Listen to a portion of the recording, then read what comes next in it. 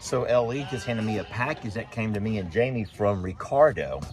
And Ricardo did message me and told me there was a package over here. And I said, Ricardo, it's pouring down rain. So I sent LE to get it, and sure enough, it is saturated. Oh no. As long as the inside's not. I think it might be though. Oh no. So it looks like some paintings. Oh Lord, I'll let Jamie open that one. Oh, hold on, you see what that is? They're intact. They are intact. So these are some portraits. Thank goodness it was wrapped in this to keep it waterproof. Looky there. That is my sweet Maggie when we went to the beach several years back. Ellie, where did he find this picture from though? I don't know if I've ever seen this picture.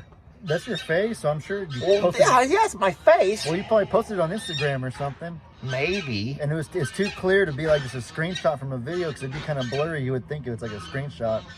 Maybe it is, I don't know. But that is us at the beach in Galveston. And that's with Maggie wearing my hat. That's wonderful. Ricardo, thank you for that. That's going to be really, really neat to hang up. And then Jamie, can you come open this gift right quick? So Jamie is here, and if Ricardo's watching, we'll go ahead and get this taken care of while Jamie's here. Thank you, Ricardo.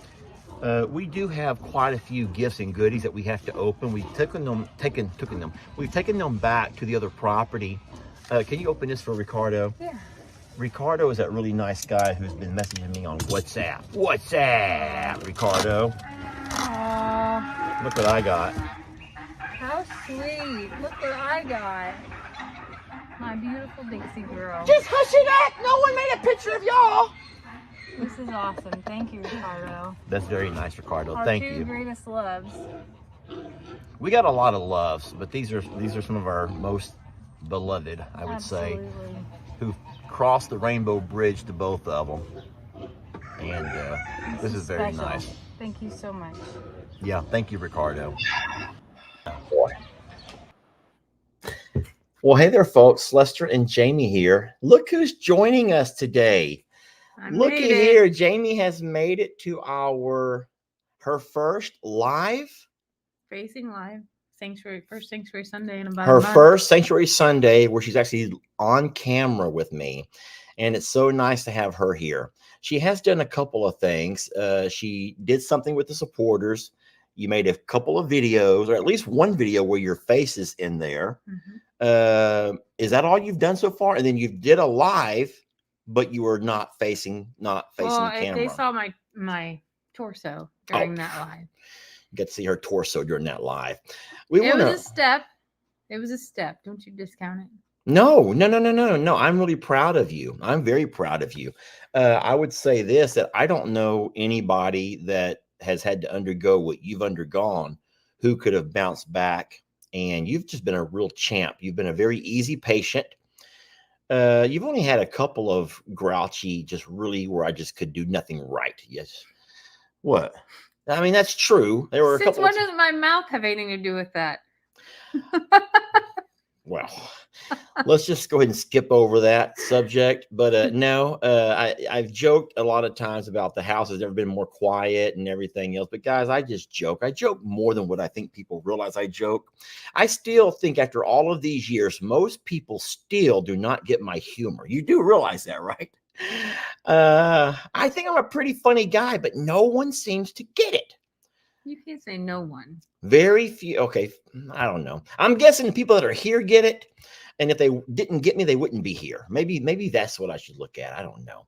But listen, we are excited to be here tonight. I'll be doing most of the talking as usual, but this time I have an excuse. Talking too long begins to affect Jamie in a painful kind of way. So we're not going to put her through any pain, but absolutely jump in anytime that you're ready. Talk to me real fast about your experience last night, getting back to the sanctuary for the first time since the incident with Rita, and able to reconnect with her the right way, reconnecting with Rita the right way, of the right end. We went to dinner, and I knew that we were going to be driving by the sanctuary, the exit to go to the sanctuary I also knew our plans were to go there today. But driving by that exit, I just told Lester at the last second, like, just go to the sanctuary. And he was like, "Are you sure?" And I was nervous, but I also, like, I guess because I didn't have a lot of time to like sit there and plan it or to stress about it, um, it was kind of freeing to be able to just make that decision. And we were, what, 10 minutes away at that point in Yeah. time. And when we got there, it was dark, of course, and being able to realize that the horses were, my thought was that the horses had eaten already. They weren't going to be super hangry or trying to compete for anything. I did not expect that Rita was going to be laying down, though. And it was a really special, like, reuniting. I don't know if you ever said a word. All I heard was crying, just crying, crying, crying, crying, crying, crying, crying. Why were you so emotional? I mean, in your own words, why were you so emotional? I get why you were emotional. And I will say this, you weren't the only one crying, because this morning when I watched your video, I also sit there and cried. I'm like, why am I crying? Why am I crying? Why am I sitting here crying? And I sit there and I cried the entire time that you cried. And I don't know why I was doing that. I And know. then I was reading some comments and other people were crying with you too. I'm like, why are we all sitting here crying? What's wrong with all of us? But what was the trigger to all of the emotions? I think it's just like I I imagine that she had a lot of questions about where I've been, and I don't know, it's just like a ball of emotions all in one that sort of just fall out. And there isn't like a descriptive word to be able to say, "Oh, it was because of this or because of that." It was really just like, I don't know, it was just everything all at once. And the simplicity of her staying laying down and allowing me to. Did that make you feel more comfy? The fact that she was laying down and not moving around and being her spunky usual self? I was comfortable throughout the whole thing. I think it showed so much trust for her, like, and I don't want to use the word like submission or anything like that. It just was like she was at peace, and I felt at peace at that time too. And maybe it was relief. I don't know. It was so much emotion. Lots of pent up emotion is what I would think would be the best word for that, because things do build up. And, if the thing is, if we saw Rita every day, then this would have little by little by little, you would work yourself back in there. But because you hadn't seen her in darn near a month, and then all of a sudden today was the day, well, yesterday was the day, and there you were. And then she was so sweet to you. So are you crying again right now? Well, I'm not going to cry this time. I say that. I was really happy to see Jami and Rita reconnecting and catching up where they had left off. Rita was very sweet for her. And then there's been a lot of discussion about Rita recently. And man, it's going to be hard to ever convince everybody, because that's just never going to happen. It doesn't matter who you are. You're never going to convince everybody that you're doing the right thing. Because, there's opinions. You know what they say about opinions. But I will say this. I took the advice of somebody. I want to show you something first. I want to show you and play for you all a snippet of a live that I was able to join today with my good friend Rick, our good friend Rick, who I will say, and I say this without blinking an eye, he is probably the smartest, not just horse, but animal person that I know. Look, I never blinked. You see that? Mm-hmm. I never blinked. Uh-oh, now I can't blink. I'm playing. Listen to this, though. Watch what Rick said. Spunky is, Buddy, my horse is spirited. He comes by, he bucks, he kicks. He's happy, but he knows he can't spin his butt. He can't threaten me, and he can't kick me. All right. So what happened to prompt Rick and I to start talking about this is I said that I did not want to do anything to remove her personality, because even though we all know that Rita is, I don't even know the right word to use. We don't want to change her. We don't want to make her into, like Rick said, a robot horse. So instead, Rick said, "Hey, I get it, man." He goes, "I get it. I get that. You're right, Lester." He goes, "But," and here comes the but. There's always a but. Rick said, "But there's two things that you have to stop now." What are those two things? You think you might know? I'm going to go with turning her behind to you. You don't let her turn her behind to you, because like Rick said in his video yesterday, when she turns that behind to you, them two legs, that's like a double-barreled shotgun looking right at you. And no one wants to have that kind of a threat right there in their face. So yes, do not let her turn her butt to me was one thing we have to stop. What else is the other one? I'm going to say biting. Don't let her put her mouth on me. Don't let her put her mouth on me. Don't let her bite me. Well, watch this, Jamie. Watch this. Just the deal breakers in horses. If you just stop those things, she doesn't spin her butt and she doesn't get to kick at me. If she gets some little, I call it negative reinforcement. A lot of people go, well, it's you're removing. Negative isn't good. It's punishment. Whatever. I just call it, if you make me feel uncomfortable, I'll make you feel uncomfortable. Don't spin your butt. Don't show your teeth. Don't try to bite me. Don't try to, threaten me. So today we head over to the sanctuary. It is Sunday. It's our day to do all of the chores and feed up. We give Ellie and Megan the weekends off if they want the weekends off. So we go over to work, and guess what I did? I took Rick's advice. Yes, I went over there, man. The first person's advice. No, I'm kidding. I'm kidding. It may have been the first bit of advice I've ever taken. I took Rick's advice. I geared myself up. I was ready. I padded my pants. I mean, I was all padded up. For just in case. Let me show you what happened when I got there. Friends, happy Sunday. I have to come in here and do something. Well, besides pick up a lot of things that got knocked around from. All right, so I'm just going to say that what I'm going to do before I do anything is find me some kind of a spanky stick. Yes, it has been decided that I will find me a spanky stick. And if I do anything over the course of the next 20 years of my life, I will teach Rita two things she cannot do. Two things only. She will not bite me, and she will not kick me. No. That I do with Buddy, I have people saying, I'm going to make that horse dangerous. He's going to bite me. I shouldn't let him kick around me. He's going to kick me in the head. I shouldn't feed him by this. I shouldn't. I get a lot of the, and my response is kind of like Lester's.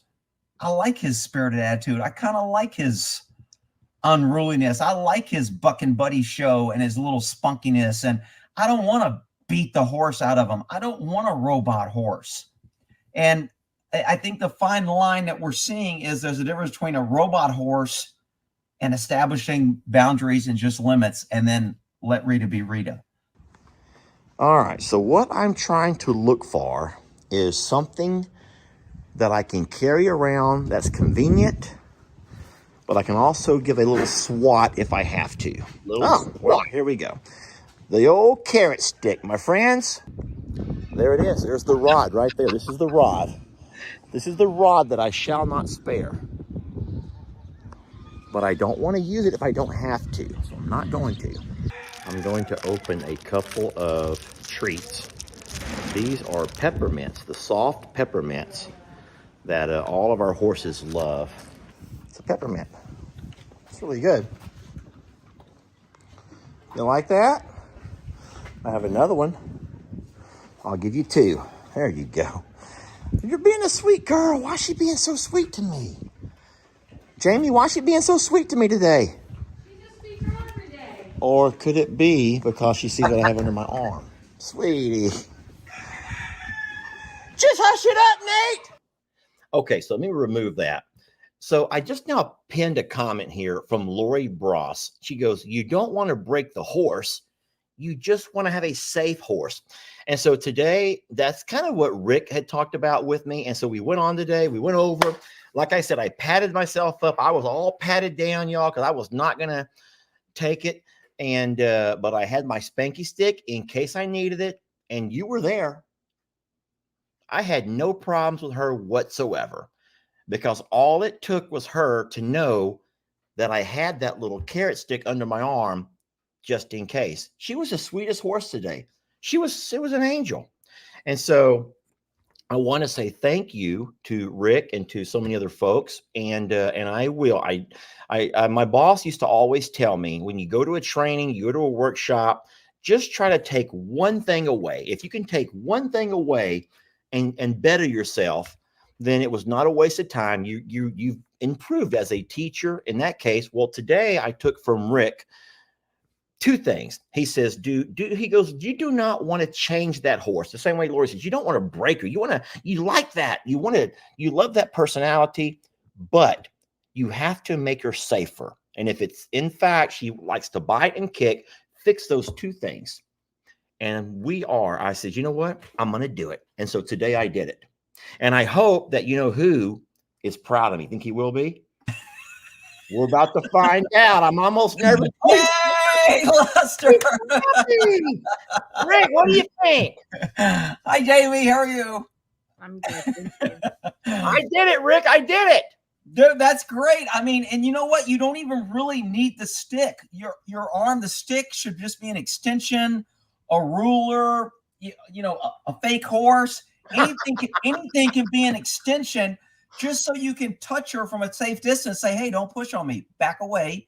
And you can put pressure and make her move. I mean, as long as you see, today wasn't really a fair test, although it seems like it went good. She wasn't eating. Come on, man. She wasn't eating. If she was eating and you did that, I'd be like, okay, that's pretty good. But you took away the food drive where she has that personal protective space that I want to protect. And there was no reason for her to push back on you. Now you're adding things to my list. I was so proud of myself, and now you just shot me down. No, look, if it worked and you think you got good results, that's good. She was eating peppermints. I gave her candy. You did, and she took it nice. Horses usually always will take food nicely. Oh, my God. I quit. I give up. I quit. I tried, Rick. I tried. Dude, don't give up, Holmes. It's a process, not an event. You're not going to fix this with one thing. It's a process. You have to be consistent, and look, if you thought there was progress, you were there, you saw it, you saw the whole interaction. I will give him a compliment that normally Rita pushes him around a lot. And he was in I call it a hallway, basically. Yeah, like a little choke point. Yeah, and he was in the back corner of it, and she did not push, move, do anything, and that was before he even had a treat out. So I will give him some props, and he didn't necessarily need to pat himself to that caliber, but it worked out. Well, it is true. It wasn't during a high profile time when all the other animals are all around. It was just kind of Rita and myself. But that's good if you establish, hey, when we're together, neither one of us has to feel uncomfortable. You got to give way to me, though. I have to have free reign, and you can't tell me no. And I didn't see her pinning her ears, threatening. I didn't see her telling you no, which is all good. But then again, horses usually only say no when you ask them to do something they don't want to do. Well, Rita is an exception in that sense to Lester. Sadly, she sees him and immediately finds a reason to. I tried to tell him that. He doesn't believe me. That Rita. Well, it's not that I don't believe you. I think that you have taught her that you're a low horse, and anytime a low horse comes around a high horse, the high horse has to kind of show off and go, "Hey, don't forget you're a low horse. I got to show you. I got to remind you." And that's probably what she's doing. It's not mean. Yeah, she likes to hear me scream. She loves to hear me scream. Rick, I thought it was something else. Here I was over there trying to look really deep into it. And I'm thinking, wait a minute. 30 years ago, when I first started teaching school, we were allowed to have a paddle in our classroom. A stick, a board, a paddle. I got hit many times. And I did too. But here's the thing. Back when I was allowed to have a paddle in my classroom, I never used it, not a once. But I never needed to. The kids, they were perfect. They were angels. Right. About 15 years ago, Texas passes all this new legislation, and now we have to remove all of our paddles. Now, here I had a paddle, a little spanky stick paddle in my classroom for 15 years, never had to use it, not a once, never even threatened to use it. Now we remove all of our paddles, and all of a sudden kids changed. All of a sudden kids became little butts, I'm just going to say it nicely. Kids became butts. They realized that threat is no longer there. He can scream and holler. He can put me in timeout. He can put a little mark on the board. but none of those things really scare me. And so I thought because I was carrying the paddle, I just had it under my arm, all like tucked in. I thought Rita was like, oh, he has a paddle. I better be really And sweet. she may have done that. I mean, that could have happened. Again, I didn't see the whole interaction. You could be right. You could be reading a little into it. I mean, Jami saw it from a different aspect. She said that Rita looked nicer. So maybe it was a stick. Maybe it's your body language. You were more confident. You had the mindset, I'm not backing down. I'm going to deal with this today. Maybe that's all it took. Well, I think it was definitely a part of that because him going in there holding the stick gave him the confidence to be able to say she's not going to be able to to do her normal thing. Exactly. So, Hey Rick, do you remember Hogan's Heroes, the show Hogan's Heroes? Who was that guy? Colonel Klink walking around with that little thing under his arm. Yeah, I think it was Colonel Klink, wasn't it? Yeah, I think it was. So that's, I never pulled it out. I never whipped it around. I never had it slapping around. I just put it under my arm. It's our smallest carrot stick. And I just stuck it under my arm. And I walked to the pasture. I fed everybody. I did everything. And Rita never jacked with me, not once. And I'm thinking, there I am. I'm perfect. Colonel Klink. And you know what? If you have to use it, you don't necessarily have to touch her with it on the first time. Just moving it fast, raising it above your head, she'll be like, whoa, what the? I mean, that's all it takes. You get the response, then drop it. I see a lot of people think if you have that, you have to hit, you have to contact, you have to poke. Sometimes just the thought of them, like horses, they don't have to kick. They can pin their ears at a horse, and a horse goes, oh, I know what's coming next. I'll move. Oh. So, well, today I set some boundaries, Rick. She will never again turn her butt to me, or she'll never bite me without seeing. I don't know. I'm not going to, hopefully I will never have to actually swat her, but I'll pull that swat out. Yeah. Pull a little spanky stick. I was I like, think girl. when your voice and your demeanor and your body language and you, instead of this, she wins. It's kind of like Carl, to be honest with you. We just had to go out to the pasture together with Carl, and we have a garden rake, not like the big long one. We have a kid's garden rake that just makes us look taller than him, that we pull out to just show that we're bigger and that we are higher. And I think that that's really what your spanky stick situation sort of did, was like letting her know that you're actually not her bitch. So. Good thing, because she does kind of treat you like, I mean, yeah, she does. I admit. But I really appreciate what you said, and I'm glad that we talked today, because when you added that little snippet that I included here about how you never wanted to change, not Mr. T, you never wanted to change. Yeah, buddy, you don't want to change. You like his personality. You got to make sure that you're safe and that your other animals are safe. And I think that made a lot of sense, because and once you said that you can still do that and keep the personality, just find a way to have where she has boundaries.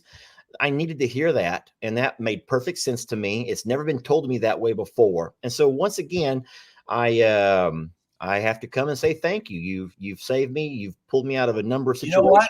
And thank you for listening, because that's the key. See, you were doing the same thing that I complain about other people. There's the people that are show 'em who's boss, and they're always nagging and hitting and moving and showing, and there's no in between.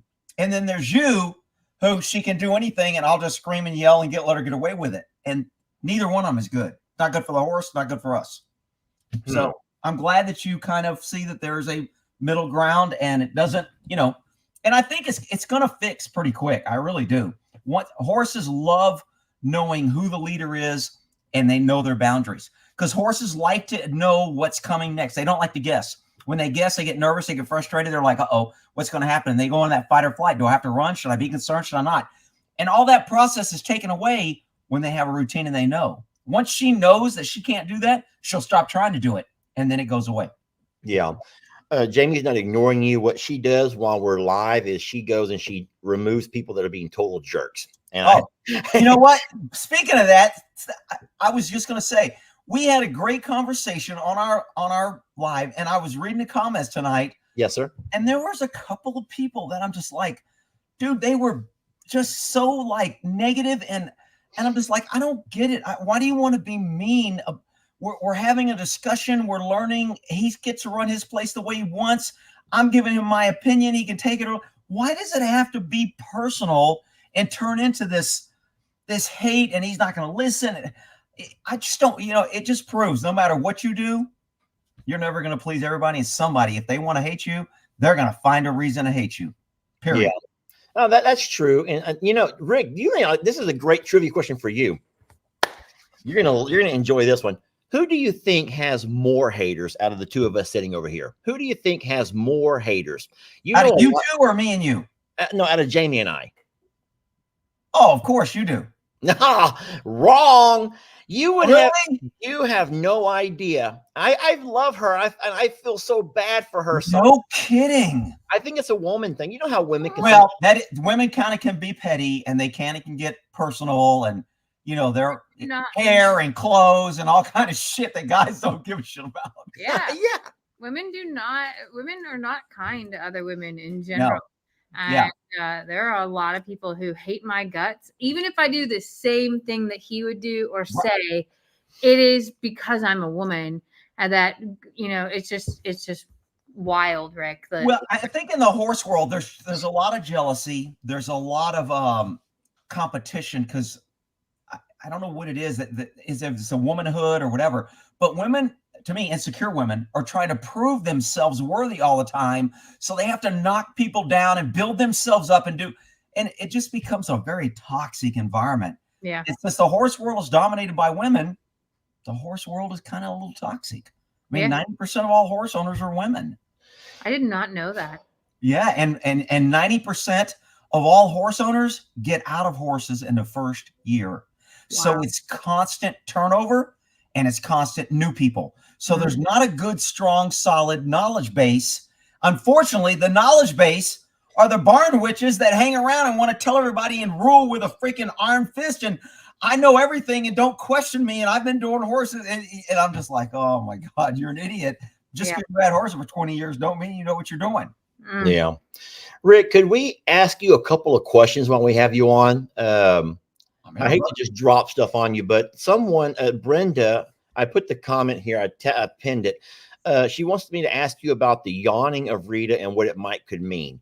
Last night, Jamie stopped by to visit with Rita there at the sanctuary, and Rita was yawning a lot. Now, we can only Google because we don't know. But one of the things that popped up that I thought was interesting is a lot of times a horse may yawn. Can you say that better than I can? What you had told me? Well, so I know that horses yawn when they're in pain, right? And they have different markings around that. I also know that sometimes it's a release, like after the chiropractor does some things. I've seen the horses yawn and things like that. And sometimes I don't know if it's also one of the things that say they've acknowledged or learning. I know that that's like a mouth movement thing. But Rita was laying down when I got there and resting. And I went up to her and loved on her for a good, 9-10 minutes. And then she stood up because I was getting ready to leave. And when she stood up, she just yawned and yawned and yawned and yawned. And I didn't know if it, like, all of a sudden my mind starts going to colic, to all kinds of things. And right. But I don't know. I think people want to know, like, what do you think that yawning means in a circumstance? Well, let me ask you a question before I answer this. Why do humans yawn? I think that we yawn whenever our brain needs oxygen. Bingo. A lot of time horses, if they're laying down, they're compressed, their air, they're kind of cut off. So she may have not getting a lot of oxygen. So when she stood up, she needed some oxygen. She could have been yawning. Her jaw could have maybe, if she laid her head completely down, could have been a little locked. So she wanted to get some blood flow back in her jaw. Could have been that. Could have been a yawn. Could have been pain. Colic is another thing. Usually yawning and colic and pawing and the ears back and the looking where the pain at. Horses will look with their ears or mouth where the pain. So all those connected with yawning, I would say colic. Yeah. But just yawning in that situation, either blood flow because she was laying down or a little lack of oxygen. She wanted to get some oxygen. And it could be she's relaxed. Yeah. I didn't think it was colic. She didn't have any like other marks or anything like that. And she seemed fine, afterwards. And then again today, she obviously, other than being completely opposite with Lester, was normal. But yeah. It's not what we was hoping it was. I thought that she was doing that to show Jamie something like, oh, I'm glad you're back. Oh, I'm glad you're okay. Maybe I'm trying to humanize it. And now, since you brought that up, there's a thing that babies do. She's not what I would call a baby, but little baby newborns up to 6 months. Buddy did it up to 2 years. They'll do clacking. They clack their teeth to say, I'm no threat. I'm showing you my teeth. I'm no threat. And they clack to say, I'm a baby. Don't hurt me. Wow. So little babies will go up to older horses and they'll clack. And some people go like, he's trying to bite me or it's being aggressive. And it's showing that I'm no threat. Don't hurt me. And they're showing submissiveness. So it could have been a little of that. A clacking is usually pretty, their neck's out. They kind of expose their neck. They're very non-threatening and it's deliberate. So, but that yawning and opening, it could have been a little submissiveness, kind of like, you're no threat. I'm no threat. We're hanging out. I have to see the totality of the whole situation, but my first guess would be blood flow and a little lack of oxygen from laying down. The laying down piece of it, I didn't even think of it that way. So it wasn't a forgiveness ritual or anything of any sort. Yeah, I doubt it, but come on, I mean, I was really that's right about that one. Hey, Rick, now the second thing is, now this is something that no one knows. We have a pretty large audience right now, so we're about to reveal something. You and I know, we've talked about it. We've talked about this. Rick, we're going to be doing some horse moving at some horse rearranging to different properties pretty soon. And we're a little bit nervous about which horses to move first. We don't know if we're ready to move all 4 of our horses together. So we have 2 geldings and our 2 mares together right now. Actually, right now, they're all running all 4 together. But we know that our 2 geldings have been together forever. Our 2 mares, which is Rita and Stormy, have been together for a couple of months. Jami and I am kind of like torn because this morning you asked me a question. You says, which horse will correct Rita the most? If we do end up moving these horses and we only move 2 at the first time and we want to move Rita, do we move the horse that corrects her the most with her, even though it's not the other mare? Do we split up the geldings to make sure that well, see, that's what I was going to ask you. If you split the horses now in your pasture, like with a separate fence, is there anxiety that's created by splitting any group? What creates the most anxiety? It's the mares away from the geldings or the geldings? Well, actually, the geldings will go off. They can go off further, and the mares only freak out when the geldings get so far that they can't like run along beside the fence with them. Okay. They've established a little sub-herd. Yes, the way I would do it is whatever's going to create the less anxiety. So whatever horse you can remove now and the other horses are okay, I might take that one and Rita, or leave that one and Rita, and then take the other 2. It's not going to really matter. You can take the 2 mares, you can take the 2 geldings, you can take a mare and a gelding if they're buddied. Is there a mare and a gelding that are kind of like, are they kind of coupled? So Voodoo is the best teacher to Rita. This is my opinion. Jami, we've never discussed this. I think that Voodoo is the best horse we have as far as discipline goes, or he's probably been worked with the most. Whereas Bucky's kind of has a crush thing on the other little mare, so they kind of like to do their little thing. And so I was thinking, since Voodoo is already really good and Rita's the one that we want to improve on, maybe bring those 2 together. But I'm afraid people are going to say, wait, Voodoo and Bucky's, the 2 geldings, have been together for years. You don't want to break that up. No, I would agree with what you said. But what you're not seeing is Rita, because she's a young horse and Bucky disciplines her, she respects him and finds comfort around him. And she likes being around him because she has a leader. And then that takes the responsibility of being a leader from her. She can just follow him. He's got more experience. He's a leader. She feels more comfortable with a leader. That's why I told you, once you become a leader, she'll feel more comfortable around you instead of suspicious. Is he higher? Or is he lower? Do I need to push him or is he going to push me? Once you establish that, the horse, she'll feel more comfortable. So I would move Bucky and her if it was for what you told me. So Voodoo and her. So we don't have to worry about everyone getting mad because we're breaking up the 2 buddies. Well, somebody's going to get mad no matter what you do. Just say it's my idea. It'll be okay. It'll really fire everybody. Yeah, you can blame me. Say, hey, Rick told us to do it this way, and that's what we're doing. And then send them to me. I don't care. I don't care. So historically we had the mares together and the geldings together just to be able to keep Rita from getting in bottleneck situations and things like that. And they're great together. Don't get me wrong. But I think the other mare is still young and a little feisty and trying to find her place in all of it as well. And I just think that taking the top and the bottom might be the best solution Yeah, I would agree. I would do it more for Rita because I think she's going to feel more comfortable. Has she been moved and in a trailer and moved before? Never. Oh, we just thought it. She's never been in the trailer. Oh, Yeah, that's what no. I'm thinking. Well, she was probably in a trailer to get to your house. They didn't walk her there, so she was in a trailer when they tied her No, up. we're pretty sure she walked there, She's Rick. pretty sure she walked there. Yeah, No the shit. neighborhood across. I actually saw tracks up the driveway. So yeah, they walked her up to the fence. Well, then if she's never been in a trailer, that's going to be a thing. So I would definitely bring Bucky because he's more likely to lead them in together, and she's more likely to follow them. Yeah. And what you can do to test her a little bit, what a lot of people do for young horse like that, is set up a stall, put your trailer there, put a little pin, and put Rita and is it Bucky the one that Voodoo? Put Voodoo and Rita in the stall and feed them hay inside the trailer. Voodoo will go in and eat. Rita will go in and eat. They'll both go in and they just hang out there. So when you give them something, give it to them in a trailer for a few days before you plan on moving. That way the trailer isn't this, oh my God, the big moving day. We got to deal with the trailer. They've never been in a trailer. Get her to where been eating out of the trailer. And then if you want to, you can just trick her in there. They go in there for 3 days. When it's moving day, put the food in there. They go in, shut the door, move them. Smart. And open the door and let them out. Then you don't have to worry about tying and pulling and all that other crap. That's a good idea. And then something else that what we could do now. I'm just thinking out loud, right? Brainstorming, sure.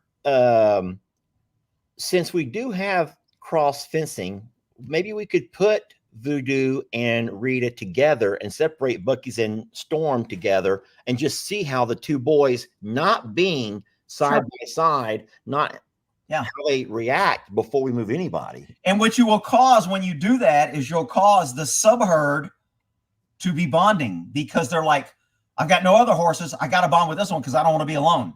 Oh. And they will automatically create these little subherds before they ever move. So that will probably help them. So there's no rule that the two buddies who've been together for 4 years or so have to stay together. Yeah, I mean, I'd want to keep them together. I wouldn't want to split up Buddy and Mr. T. We're not talking about like months or anything. Right. We're talking like a couple of weeks. Yeah.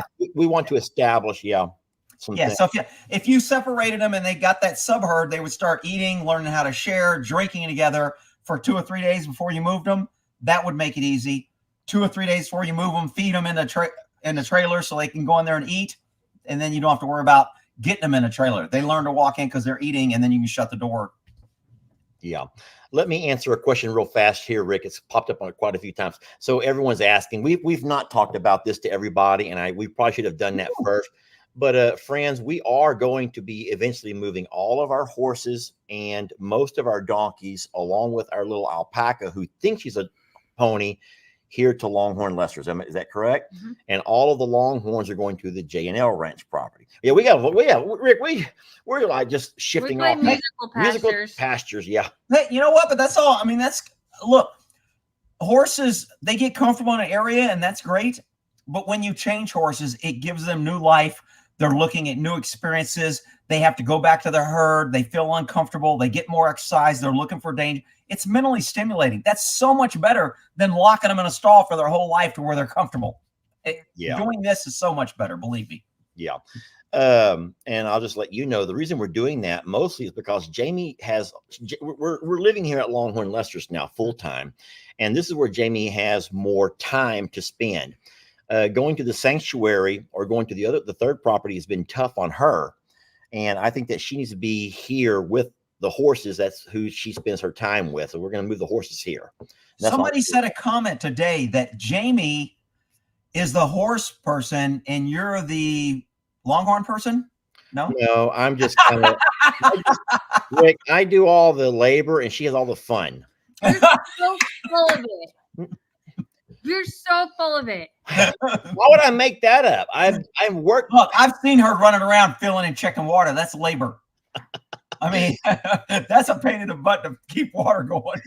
Yeah, Jami. No, absolutely. Jami is more of the horse person. She enjoys the horse side of everything, and that's I guess like I told you. I didn't know that until somebody commented. Yeah, well, like I told you this morning, to me the horses are another animal to feed, water, check on, do our welfare checks and whatnot that we do every day.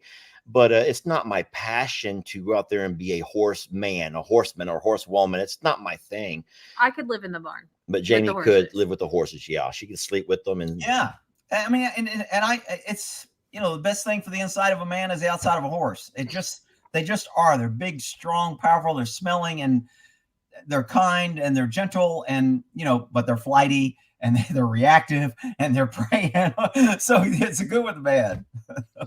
I squeezed a lemon in here. Somebody saw me make a funny face.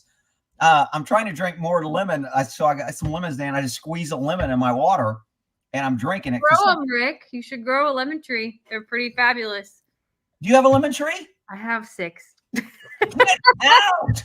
And they live in Texas? Yes. You don't have to bring them in the winter? I do bring them in, but you can grow them in pots. You don't have to grow them in the tree. That's what somebody told me in a pot. And I'm like, hey, what am I doing with a pot? Put it in my barn. I said, buddy, you'll be eating it. I just can't. No, you on your front porch. You just grow it in a pot, that's it. And how big the pot got to be? Like a 50-gallon drum or? No, you can do that if you want to, but like mine are growing in 3-gallon pots. And how many lemons you get? So it's only my first year, and I only got 3 off of my each tree. It takes time, Rick. It takes time. You just gotta water it, Rick. That's cool. I mean, but that's cool. I love lemons as citrus. And somebody else had told me that because I got a couple apple trees, had a couple cherry trees. That big rain killed them. So I lost my cherry trees. My apple trees are kind of hanging in there. I got a peach tree that sometimes it thinks it's an apple tree. It gives me apples. Sometimes it gives me peaches. So, but I kind of would love to have a lemon tree. You should do it. It's really, you cannot order it to be shipped in Texas. You have to go buy it at a nursery. But Home Depot, Lowe's, they all have them. No kidding. Yeah. I might do that because I recommend that you grow a lemon tree. Yeah, that would be great. I think I might do that. I'll have to read up on that. Well, I want to ask you one last question about the horses before we leave that topic. One of our biggest concerns is, and I don't know if we've talked to Rick about this before or not, grass in the spring. And I'm just going to go on. I'm going to paraphrase some things that I don't know what I'm saying. I'm telling you right now, I don't know what I'm saying. But we've heard that grass in the early spring has a whole lot more sugar content that can be harmful to horses if they're pure grazers, if they're put on the pasture. Great, yeah. And not dry lot at all. Do you have any advice on any of that before we move them over? Because we will get good green grass here. We've had so much rain. Did you fertilize? We've not fertilized yet, but we do have plans to. Why? Are you saying I should not? I don't fertilize with horses because that just gives them extra nutrition that they don't need. Spring grass, the way the horse world works is you have the spring babies. The babies get pregnant. They have their babies in spring. They need all that fresh, high nutrients for mothers to feed, milk, and feed their babies. All babies, not just horses, but all wild animals. So when that spring growth comes in, it's highly concentrated in nutrients, sugars, carbs, everything. And a lot of horses or animals lose a lot of weight in the winter, so they got to put that weight on fast. And they got to start storing it and getting fat for the next winter. So that's the process. The problem with our horses is we're giving them grains. They're not working that hard. We put blankets on them. We keep them warm. So they're not using all that. So when they gorge on that spring grass and we're feeding them high concentration hay, it can be too much. It can cause founder, hoof problems, colic. I don't pull my horses off in the pasture. I buy dry hay and I give them some dry hay so they don't even eat it. When the spring grass come up, they're like, screw that dry hay. We got fresh spring grass. Yeah. And they eat it. I've never pulled them off, never had them founder.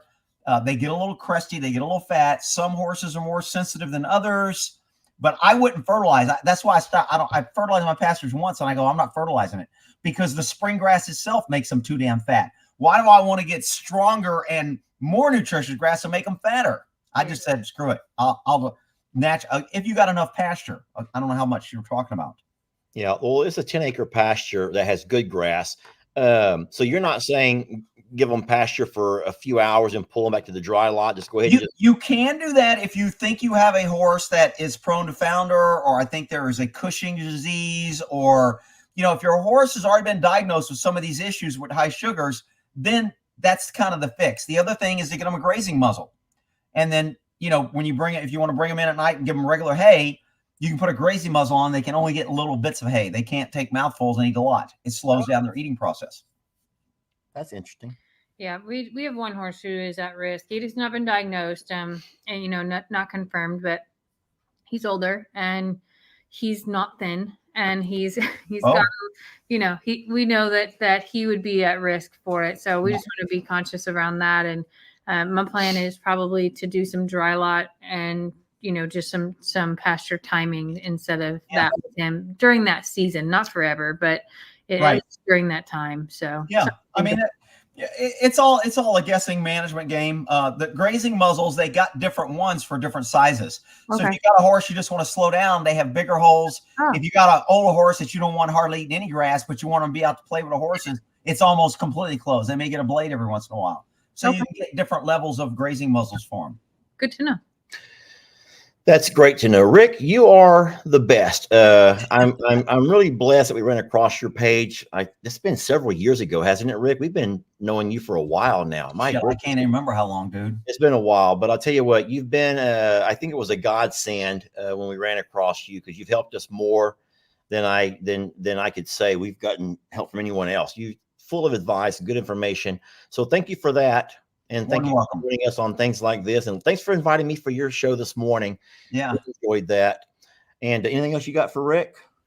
No, just grow some lemons, Rick. I can't wait to hear how it goes. I know. You got me psyched now, because as people say that, I'm like, yeah, you're full of crap. Nobody does that in Texas. And now I know somebody who does.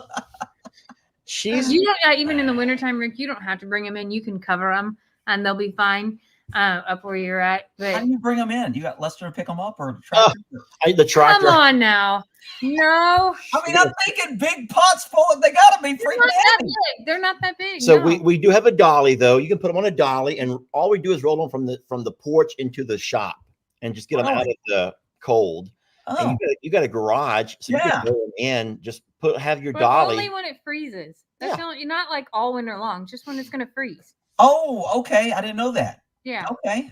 Rick, she has a greenhouse and everything now. She's really taken on to the whole planning. Man, I'm telling you, everybody ought to be thinking about that, because the food we're getting now, every time I turn around, I'm reading some nasty crap that I'm eating. I'm like, shit, I can't eat anything now. Every time I eat it, they're putting this food coloring, is phosphorus and this and that. And I'm like, shit, and now they're shutting down the farmers. So we got to eat crickets and freaking grown meat. I'm just like, shit. It's wild, Rick. It is getting crazy. She's learned how to freeze dry. We have some things we freeze dried. And so we've for you. Come a long way in what we're learning to do, just to kind of prepare ourselves for who knows what's going to happen. You got chickens and eggs? Whew. Really? Oh, I didn't know. I know you had some ducks running around. I know you had chickens. I hate chickens, Rick. I just hate them. They're kind of cute. They follow you around when you I love chickens. Yeah, I think they're kind of cute. But for their eggs and for what they do for us from a protein standpoint, like you can't be. And they fertilize whatever when they poop. That's great fertilizer. I mean, I should have had Rick on this for like weeks now to talk about this. Yeah. Yeah, I'm just gonna see myself to the tub. I think I'm done here. Dude, you need to listen to her. All right. I do. Because I'm telling you, man, that it's smart to start. People need to start preparing what water, generators, guns and ammo, self-survival. I mean, the grid can go down 1,000 ways, from a sun flare to a nuke to freaking some dummy blowing up part of the grid. I mean, a raccoon just took out a whole state. He climbed in somewhere, was it Pennsylvania or Arkansas? A raccoon climbed and took out the whole area's electricity for 2 or 3 days. Yes. So if a raccoon can do that, what do you think somebody like 4 million illegals coming across that, probably from China, Iran, whatever, and they want to take down the grid? Yep. I mean, it's just crazy. Yeah. Oh, I think like you do, Rick. Trust me. And I'm in his ear about it all the time. And he's like, "You're stressing me out." I'm like, I'm stressed out. I know. And the more you're aware, the more you're like, "Holy shit, I've been asleep all this time." Yes. Crazy. Absolutely crazy. Yeah, it's a scary world that we're living in. I'll tell you that. And I'll tell you something else that's good to have on hand is at the gun shows, a lot of times they have these medical little tents or cubicles, and they sell sutures, different staple guns, medicine. I mean, if the grid goes down, hospitals are closed. And if gas stops because the grid goes down, nobody's delivering gas, you ain't driving to the hospital. You better start thinking of having some medical supplies. So things that don't go bad is what I'm big on. Candles, alcohol, things that don't have an expiration date. Toilet paper. You need to stock up on things, and you need to have something, for some people say 2 or 3 months. It could go longer, it could not. But hey, it's better to have it and not need it than need it and not have it. Fully agree. Absolutely. Yeah, we agree with that. Well, buddy, we're going to let you go now. Thank you so much for joining us for a little bit. Well, good. Glad to be here. Jami, you sound like you're talking pretty good. Are you have any pain when you talk? I wear out fast. That sounds really weird, but I try to save it before, and then You're not smiling, causing pain, or yeah. So there's some still swelling and stuff in there, and then Oh. I actually have another procedure tomorrow as well, so I'm kind of uh, having a little bit of a setback, but it'll be okay. I think the biggest problem that I've seen with Jami is even though there's not as much swelling, there's still pressure. I don't know where the pressure comes from. yeah. The pressure gives her headaches, and so she's had more headaches. And Well, any TMJ or jaw or neck accident people, and if they kick their jaw, TMJ, it causes headaches for a while. So I mean, I don't know what else you can do other than listen. I guess I don't trust any of the doctors, so I won't even say listen to the doctors. I don't trust any of them anymore either. No, I work with them and I don't trust them. and the thing is, she wears the mask because the left side of her. I'm not making fun. I promise I'm No, not I've laughing. been teasing about it. The too. left side is still fairly numb, and so Oh. she doesn't always know that she's drooling or spitting out of the Oh, so it's like you had a dental procedure. It's And it what feels- it feels like. Yeah, I have Wow. some nerve damage from like here to here, and it doesn't always function the way that I'm think that it's functioning. Oh, so yeah. I mean, I've been to the dentist, so I know about that. It's when your mouth is kind of dead, it's kind of like, gosh, Yeah, what? all of a sudden you're chewing on the inside of your cheek and you didn't even know because you can't feel it. That's super fun too. Wow. Really awesome. Yeah. it was kind of embarrassing and also sad last night that I took Jami out, and we're at the restaurant, and there's only some things that Jami can eat, so we have to be real careful where we go, what she can eat. But a lady walks and she goes, "If you're sick, why are you even out exposing all of us?" And I'm thinking, Oh my God! Did you ask her if she owns horses? I'm like, please don't take us back to those years. We're wearing I didn't even explain to the lady what's going on, but I'm thinking she like walks up, the audacity to walk up and say, "If you're sick, why are you out exposing all of us to whatever you got?" Talking to Jami. See, And I'd have been like, she's not sick. I am. She's got the mask on, so she won't catch me. Thanks for coming over.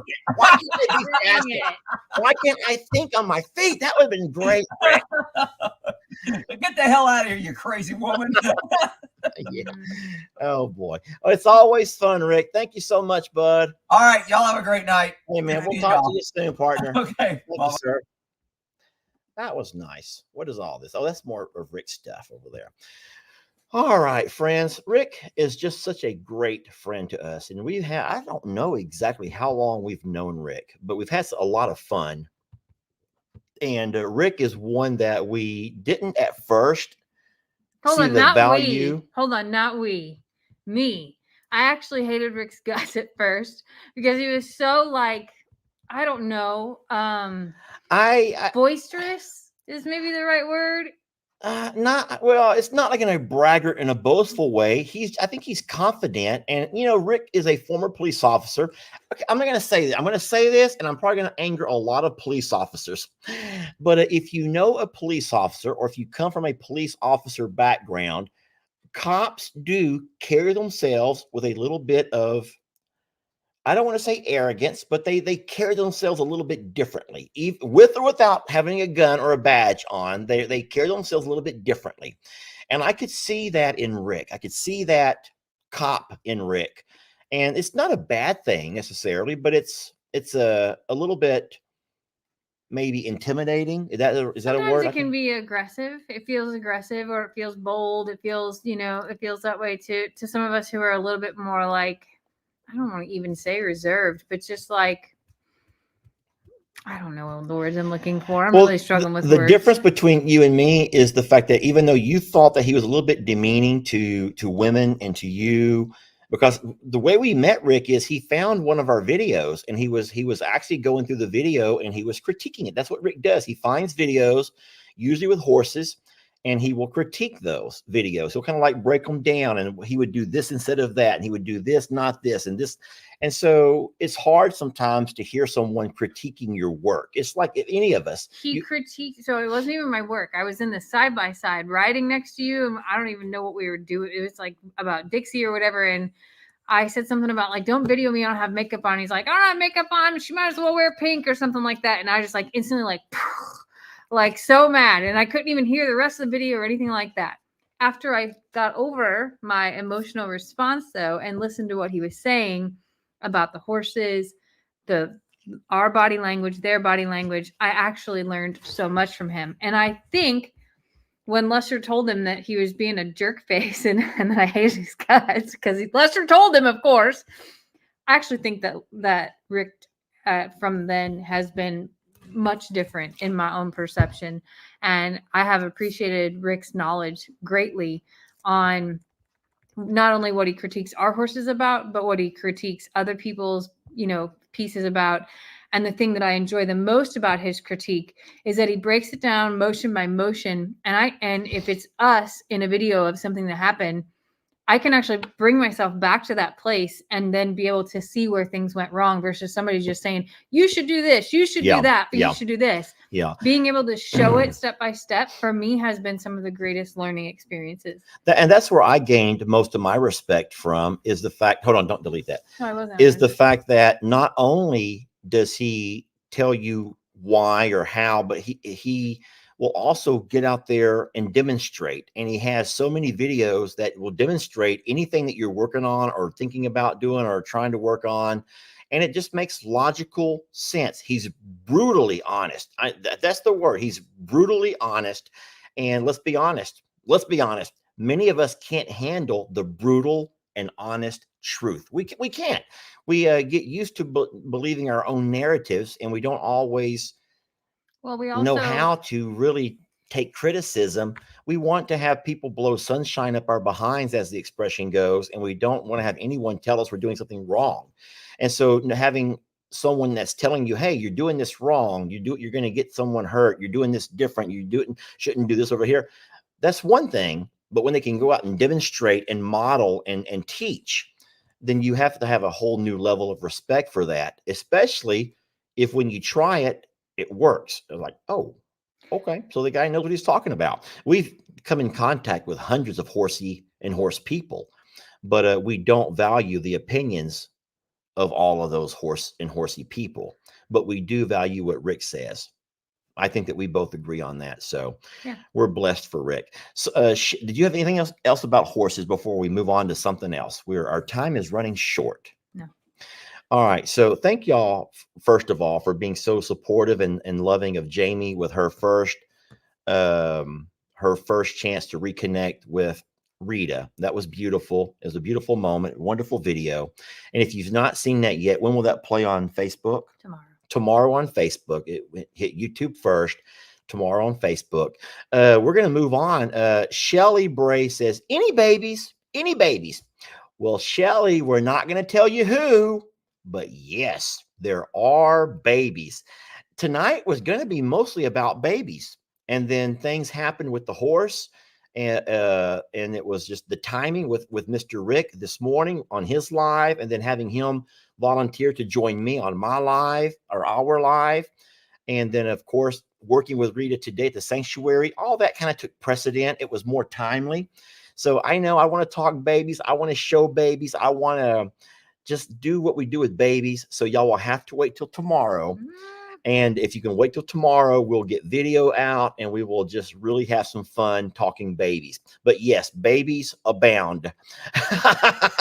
Babies abound here at Longhorn Lessers. I'm just going to say it that way. Babies abound. So I can't wait to talk more about it. Gosh darn it, I want to talk about it right now. I know you do. I was like, I can't believe that the Lester Morrow, the worst secret keeper on the face of this earth, is really going to sit here and hold out. Listen, we got 12,000 people watching right now, and I want these 12,000 to know all about these babies. I want to show them to you. I want to grab my phone and show you all the pictures, and we can like scroll through like a grandma does with her babies. I want you to see all of this. But we've talked horses for an hour. Well, here's the worst thing. If I even give a snippet of what we got out there, then tomorrow when my video comes out, already seen this replay. I already know about this, and I'm not going to do that. I still make my living off of videos, not from doing lives. Well, but hold on. We also don't know if it's done yet, and this is. Hold on! Don't give away too much information, Jami. Make them wait. Make them wait for it. I'm just saying. I'm giving them a smidge of some of the why because they're all gonna be mad that you didn't spill your guts. Someone goes, I'll still watch, damn it. Ladies, please. Okay. Pretty, oh my gosh, Jamie, they're begging for it. No, don't beg me, ladies. I'm a sucker. I'm a sucker for pretty please. Oh no, Jamie, I'm going to have to. Okay. If you don't, I will show you what I got. But if you don't watch the video tomorrow, you're in big trouble. I will come hunt you down individually, each and every one of you. Okay. So Jamie walked outside to feed the dogs. This happened like 15 minutes before we went live. Yes. And she goes, Lester, I hear babies. So I'm sitting here, I'm setting the live up. I'm like getting everything programmed to go, getting everything. And I hear her and I'm like, what? And so I dart out that door. Well, Carl is on high alert. Carl has his wings out. He's standing 9 foot tall and he is hissing. Yeah, we went face to face with Carl right before this live. Carl wants nobody in there with those babies. He wants them babies all to himself. So I was like, okay, dang it. I'm going to put this video onto here so we can all watch together. Okay. But I'm only going to include one small snippet. I will not show you my entire video for tomorrow. Why don't you just do a screenshot? Jamie, I don't want to bore people with just a screenshot. Just give me a moment. The reason I said to do just a screenshot is because the lighting wasn't awesome. That's all. I'm only going to play a tiny snippet. I will play a tiny snippet, okay? Can I play it? Also, because I'm jonesing to go back out there to see what else is going on. We're going to rush. Before I do anything, though, I'm going to ask you. You do know that we had both Sissy and Tilly, who are our expectant moms. So Sissy and Tilly are our expectant moms. Who do y'all think was the first to drop their kids? Who do you think, and I'm looking for comments, who do you think was the first to drop them kids? I'm waiting for the comments. Show me the comments. Come on. There we go. Oh, no. Now you can see. Okay. Well, enough of that. Here we go. Let me show you a little video that Jamie and I recorded just a few moments ago before the live started. Oh, now we can see better. That was great. Put that baby on her behind, babe. What you're going to have to do, Jamie, is try to figure out who's male and who's female. Okay. Uh-oh. She's giving birth again. She has more? Mm-hmm. Okay, so we're going to stop it right there. Y'all, don't be mad. We're going to stop it right there. I gave you what you wanted, at least a little bit of it. Look at all of the please, Lester, please. You're a bunch of beggars, little beggars.